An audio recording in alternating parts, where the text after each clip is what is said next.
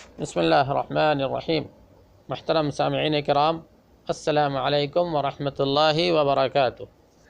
کل کے سبق میں آپ نے ملاحظہ فرمایا کہ آخرت کے مراحل میں سے ایک مرحلہ ہوگا پل صراط کا۔ پل صراط سے گزرنا ایک عظیم ترین مرحلہ ہوگا۔ پل صراط کی صفات جیسا کہ آپ نے ملاحظہ فرمایا کہ وہ بہت باریک ہوگی اور بہت تیز ہوگی، تلوار کی طرح تیز ہوگی، اور اس پہ پھسلاؤ اتنا ہوگا کہ کسی کا قدم وہاں پہ جم نہیں سکے گا سوائے اس کے جس کو اللہ تعالیٰ جما دے۔ تو یہ عظیم ترین مرحلہ ہوگا، اس کو پار کرنا ہوگا، اور اہل ایمان اپنے ایمان اور اپنے اعمال کے مطابق اس پر سے پار ہو جائیں گے۔ کوئی تو نہایت تیزی کے ساتھ اور پل جھپکتے پار ہو جائے گا، کوئی بجلی کی طرح تیزی کے ساتھ پار ہو جائے گا، اور بہرحال جس کے مقدر میں پار ہونا ہوگا وہ کسی طرح سے جو ہے اس سے پار ہو جائے گا۔ جو اس سے پار ہو گیا وہ کامیاب ہو گیا، اور جو پار نہیں ہو سکا وہ گر جائے گا، اور وہ اس کے نیچے جہنم ہوگی اور جہنم میں وہ چلا جائے گا۔ تو یہ پل صراط جو ہوگی وہ جہنم کے اوپر بچھائی جائے گی کہ اس کو پار کر لیے تو جنت، اور جو نہیں پار کر سکے وہ جہنم میں گر جائے گی۔ اس کے بعد مؤلفین فرماتے ہیں القنطرہ۔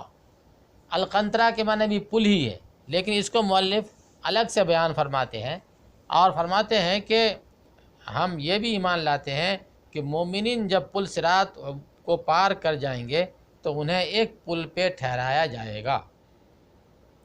یہ جنت اور جہنم کے درمیان ایک جگہ ہے جہاں صرف انہی ایمانداروں کو ٹھہرایا جائے گا جو پل صراط کو پار کر چکے ہوں گے اور جہنم سے نجات پا چکے ہوں گے۔ یہ اس لیے تاکہ جنت میں داخل ہونے سے پہلے ان کا بعض سے بدلہ لے لے۔ جب وہ پاک صاف ہو جائیں گے تو انہیں جنت میں داخلے کی اجازت مل جائے گی۔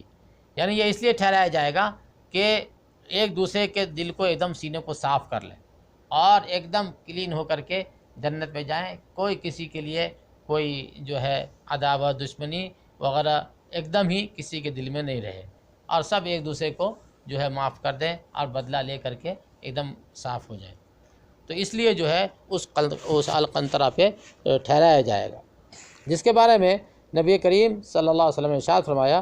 اس کا ترجمہ ہے، مومن جہنم سے خلاصی پائیں گے تو انہیں جنت اور جہنم کے درمیان ایک پل پر روک لیا جائے گا۔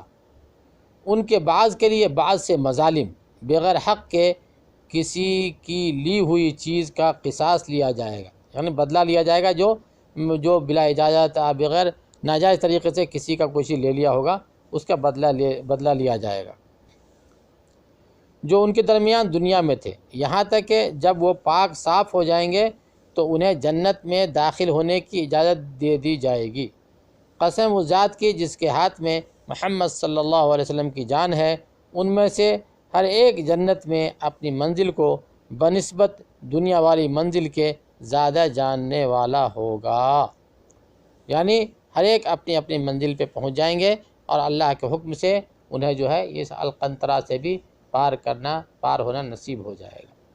تو اللہ تعالیٰ سے دعا ہے کہ اللہ تعالیٰ ہم سب کو پل صراط سے بھی عافیت سے پار نصیب فرما دیں، اور ہم سب کو القنطرہ سے بھی جو ہے عبور فرما کر جنت میں داخلہ نصیب فرما دیں۔ وآخر دعوانا ان الحمد للہ رب العالمین۔